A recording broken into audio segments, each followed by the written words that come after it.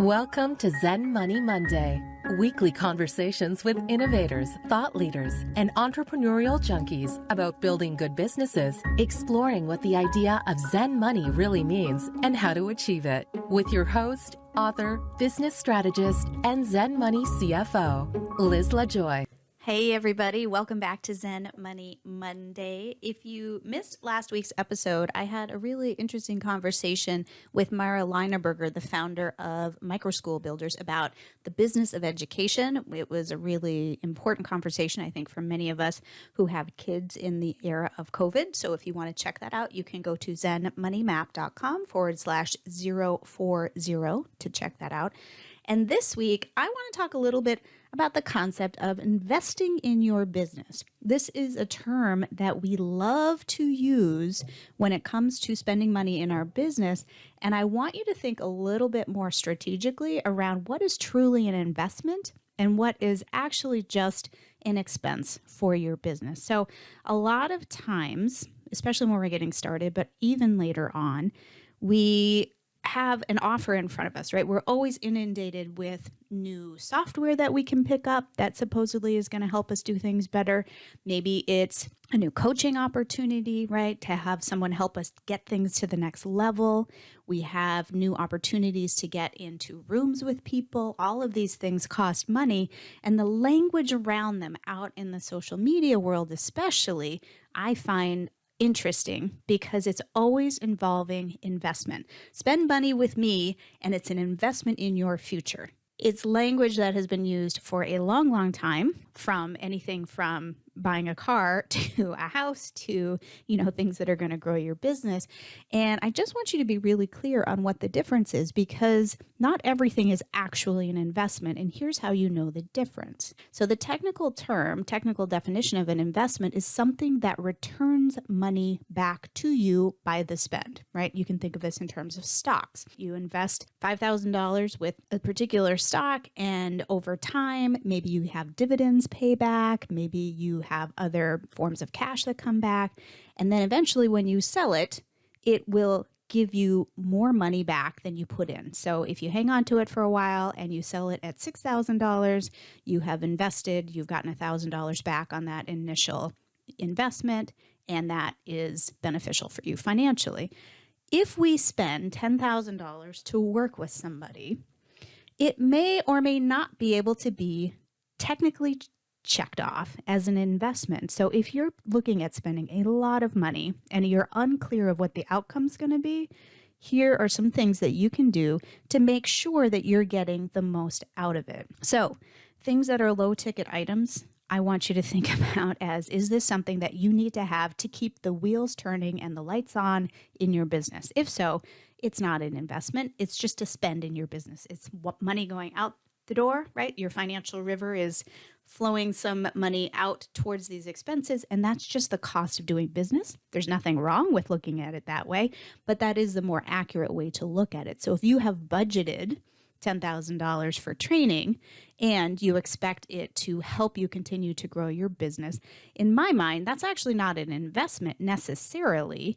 It probably is more likely just an expense. It's a spend in your business that you have decided to take on in the same way that we pay for a utility bill or an internet bill or a subscription. This comes down to, are you spending money in a way that's going to actually grow your business, or are we spending money kind of in the hopes and dreams thing? And the investment word is really triggering for a lot of us because it sort of brings us into this realm of hopefulness around our spending. We hope that we're going to get a really huge return on that investment, or ROI. That's another terminology from the financial world that gets bandied around a lot. And the reality is sometimes we don't know. But if someone is using the term investment to pitch you to spend a lot of money, you need to be really clear on what your expectations are in terms of the outcomes. Because a lot of times, and I sound really negative about this, but it's because I see over and over again with my clients and others where they get really excited about what someone is promising them. Usually it's, doubling their income, getting in front of a whole bunch of new people, learning how to do this new skill that's going to bring them in a whole new revenue stream. And again, these are all great things to do for ourselves in our business. We want to continue learning. We want to continue moving things forward. But let's just not be, what's the word I'm looking for here? Let's not be surprised when something is promised as an investment and it turns out it's just a spend. It's just money going out the door and we don't ultimately get the return on that. I'll give you an example. Let's say you are invited to be in a room with a group of, high-level online entrepreneurs, and it seems really exciting, and the language is promising that you're going to be put in front of really, movers and shakers, people who are going to help you significantly grow your business. You do it, you pony up a lot of money, you go to the event, you have the experience, and at the end of it, you realize that it didn't really move your business forward. Maybe you got a couple of names, but they weren't actually people who turned into clients. It didn't give you the results that you wanted, and you feel really kind of negative about it in the after effect. Let's do this a different way. Let's say we look at that spend and say, okay, well, I can say I've budgeted to spend the money here. If I don't have the outcome I want, that's okay.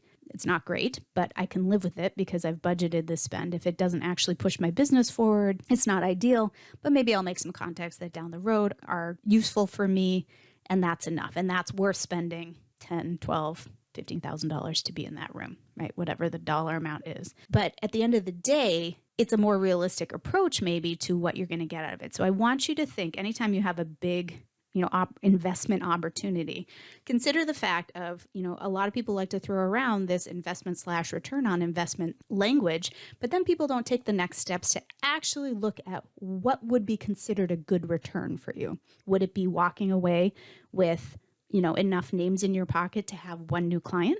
Would it be 5 new clients? Would it be just one connection to the right marketing opportunity that you haven't been able to get into before? And then you know that you're going to work that to make the most out of it and to really bring in extra cash. An investment should be directly linked and visible to you bringing in more money. And if you can't see that and you still want to go, great. Let's just think about it as an expense in your business that you're willing to take on that is going to reduce the amount of profit you have available to pay yourself. And that is totally fine. I know plenty of people who have grown pretty successful businesses with and haven't needed or felt like they wanted a lot of profit because they were interested in spending the money in the business to go to events, to be in rooms with people. That was really exciting. It jazzed them up. There's a ton of, I keep using this being in rooms scenario because I think it's a place where we often spend a lot of money, but it could be anything, right? It could be hiring somebody new. It could be bringing on new software. There's all kinds of versions of this, but at the end of the day, we can definitely spend a lot of money in our business. And so I just want you to be really clear on where the money's going and what you expect it to do for you. So if you're truly spending money because you're seeing it as an investment, i.e., I'm going to spend $10,000 to do this thing right now, knowing that it's going to bring me in $25,000 within the first 3 months and another $50,000 within, by the end of the year. That's a wonderfully specific financial goal attached to that $10,000 spend. I would much rather have you have that kind of clarity than I'm going to throw down 10 grand and wish in a prayer that it's going to do what I want it to do. So if you're spending money in your business and we're thinking of it as an investment opportunity, be really clear on what you want to get out of it and then do those things to get out of it. Because so many people I know spend a lot of money and then there's major buyer's remorse.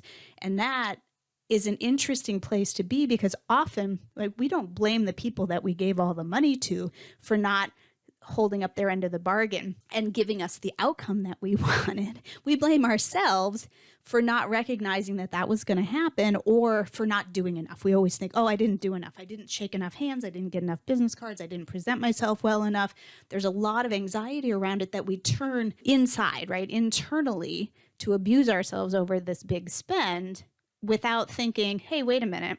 If this truly was an investment, and somebody said, I can give you 25% return in the first 6 months, and then we don't hold them accountable for not helping us do that, then we're just continuing this system, right? We're continuing to play into helping other people make money and not necessarily increasing our own revenue, our own wealth building at the same time.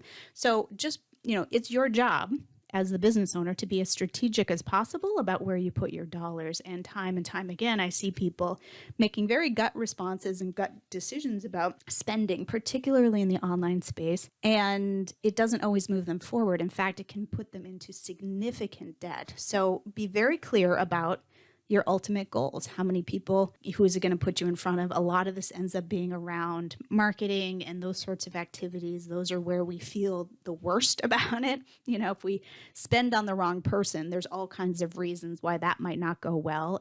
But again, we do internalize that too. So one way that I know to alleviate that discomfort is having a really clear plan, aka a budget, about how much you have available and are willing to spend out of the business for any new opportunities, I guess is a good word. And be aware of, kind of what's your bottom line if it doesn't give you that return that you're looking for and just becomes a spend in your business. So it's an easy place to be. It's easy to throw down thousands and thousands and thousands of dollars, again, with the sort of fingers crossed, hope and a prayer version that big spend will truly become an investment from the traditional definition of it. And most of the time, for many people, it just becomes a spend. And when you think about it as a spend, then it's a lot easier to say and pick and choose, okay, well, I need to have money to pay for these other things in my business, aka, again, the plan and the budget. And maybe we have a portion of that goes toward new and exciting opportunities and investment, advantages and adventures. And if it doesn't pan out, you're okay taking that hit because you know that you've also planned for, what you need to take home. You've planned to make sure that you have enough cash to pay the people you're currently working with who are supporting your business. Time and time again, I see people doing big outlays of money and then having a struggle to pay for the things they've already committed to. And then also, and worstly, not getting any kind of return on that and are feeling very vulnerable and discomfited because they made this big spend, didn't really get anything out of it. They couldn't see directly how it, took things to the next level or brought in additional revenue, or streamlined their business in any way. So if you're thinking about, making that kind of commitment, then just be really clear on, the definitions, what your expectations are, have a plan for it, make sure that you have the cash to make it happen. And hopefully you're not putting yourself in a position where you're in buyer's remorse land, because that is the last place any of us want to be. So investment versus spending, just be really clear on the difference between those two. And despite the fact that many people are good at selling, you have to be really clear on knowing what's actually appropriate and viable for you and your business. So you also want to think about whether that spend is actually going to push you and your business forward. A lot of times the selling version, people who are offering this quote unquote investment to us are kind of blanket targeting, saying any business we can help do A, B, and C. But really, we want to be looking at spending money with people who have proven that they can help our kinds of businesses move forward. So if you're like in the back end business building version, going out and talking about PR or, social media strategies, making sure you have a bunch of followers, that may not actually push your business forward. It might be fun, might be a good distraction, but we just need to be really clear about the metrics and what is really moving the needle in terms of new revenue, new clients, and what's really happening in terms of your financial flow, so that you're not stagnating a bunch of money and cash within your business that you actually really need to go to other places and into your own pocket.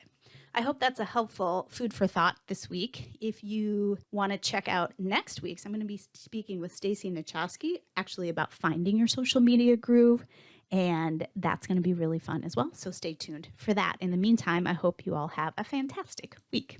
Did you like this episode of Zen Money Monday? I would love to hear from you. If you want to submit a review of this podcast, all you have to do is visit ratethispodcast.com/Zen Money to let us know what you think. Would love to hear your feedback. Are you worried that you might not be catching all of the things that you need to in your financial management? You can get a jump on your money and never miss another financial step with my Quick Start Kit, which will set you on your path to Zen Money with 5 time-tested and easy-to-use, I promise, checklists, templates, bookkeeping tools, cheat sheets that are going to help you know what to do and when. If you are ready to master your cash flow and get your records in order and never miss another bookkeeping step, all you have to do is go to zenmoneymap.com/kit, K-I-T, to get started with that. Hope you enjoy.